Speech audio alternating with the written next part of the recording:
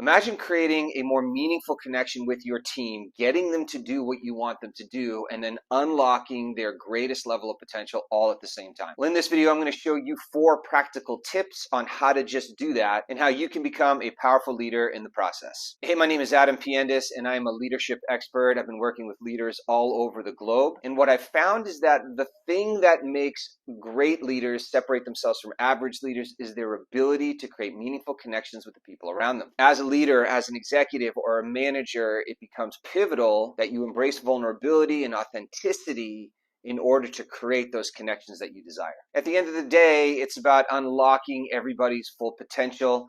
And that's why today I'm going to give you 4 tips on how to do that. And the first tip is to listen first and to talk second. As a leader, you have so many ideas and history and experience that you want to bring to the table. And there's this desire to be successful in the way that you do it. Where so many leaders miss the mark is that they don't give an opportunity to the people around them to speak and to listen and to learn to what they have to say. So it's important that you make time to listen to people's ideas and welcome in their feedback. Listening is probably the ultimate leadership skill. It's super easy to do, right? You show up and you listen, but yet so many people don't do it well. So what gets in the way of being a good listener? Well, there's a tendency for people to want to sound smart. They're excited to share their own ideas, or they're just too distracted by all the noises that's happening around them. So a good practice to put into play is when you're engaging with somebody on your team or just somebody in general is to remind yourself that you're showing up for them in that moment.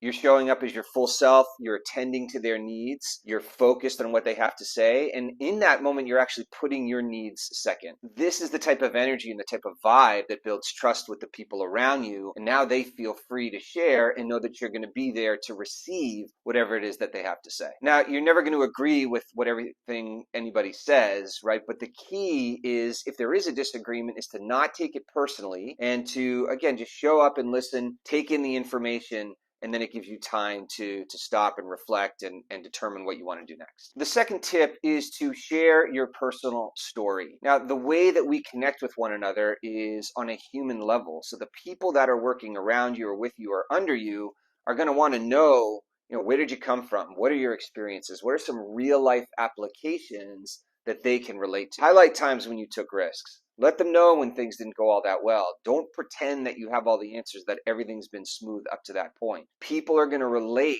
to the pains and the challenges that you've experienced in the past. At the end of the day, personal stories, when you have that opportunity to share it with people, this is how you create meaningful connection. And if you want to build a team that's going to move in a cohesive and collaborative unit, you have to build trust, and this is the only way to do it. Let's say you gave a story or shared an experience of rejection. Perhaps you didn't get a job that you wanted in the past. Right? By opening up and sharing your own personal stories, that gives the person on the other end an opportunity to say, oh, okay, I don't have to be perfect. And they actually can learn from you. And again, that's how they create that more meaningful connection. And the biggest thing is that when you share these stories of your past, it gives people in the present moment permission to fail forward, meaning they can give it their best. They don't have to worry about being perfect, and they can move forward in the process. Sharing your personal stories, from my experiences, is the best way that you're going to be able to connect with the people around you. The third tip is to take care of yourself. You are a representative that people are going to look up to, and in order to be that authoritative figure that you want to hold, you have to make time to rejuvenate. You have to make time to relax, and you have to make time to de-stress by doing things in your personal life that activate your creative energy and keep you feeling excited about the mundane tasks that lie ahead. Now, when I say take care of yourself, yes, oftentimes the first place people go is physically, like get in the gym and go for a walk, go for a run, surf. All of those things are important, but there's multiple layers to taking care of yourself that also exist on the emotional level and on the spiritual level as well. On the emotional level, you got to check yourself to see how you're dealing with stress. When you get triggered and emotions start to rise to the surface, are you being emotionally responsible? Are you responding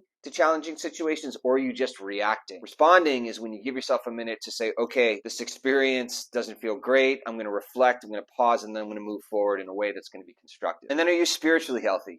Do you have some sort of practice that aligns the energy within yourself, that allows you to move through your days, with some peace and a sense of prosperity? Obviously, everything's not always going to be smooth, but the more that you can bring mindset practices like going for walks and meditation, the better off that you're going to to be in your day-to-day. Okay, the fourth tip is to encourage collaboration and creativity. The more vulnerable you are, the more authentic that you are, the more that you're going to be able to create these spaces where people feel that they can step in and be authentic and collaborative and vulnerable themselves. This is how new ideas are born. This is how people build on previous ideas. This is how people feel that they can take some risks in terms of moving forward with something that may seem out of the ordinary. And through creativity and collaboration, you can take those ideas and collectively move through them in a way that's going to be supportive and uplifting. At the end of the day, it's about supporting open dialogue, right? You as a leader, you have your own ideas, but to be a proficient leader, you've got to allow those ideas from others to percolate, to have the dialogue that goes back and forth so that you can then gather that information and use it to your advantage. So rather than saying, okay, everybody, this is what we're going to do, you could step into a conversation with team members and say, how do you feel is the best way to move forward? What would it look like if we were to get stuck in a certain situation? These are powerful questions that start with what and how. They're open-ended. They give people an opportunity to explore. And when people have that opportunity to explore, everyone can take a moment to reflect, to gather their own insights, and then collectively move forward and take action. Okay, so those are the 4 tips today to be that type of leader that's going to be able to create meaningful connections with other people and help them reach their potential. So listen first, talk second, share your personal stories with others, take care of yourself in the process, and encourage creativity and collaboration. My name is Adam Piendis. If you haven't already, please like this video and subscribe to the channel, and I hope to see you in the next video.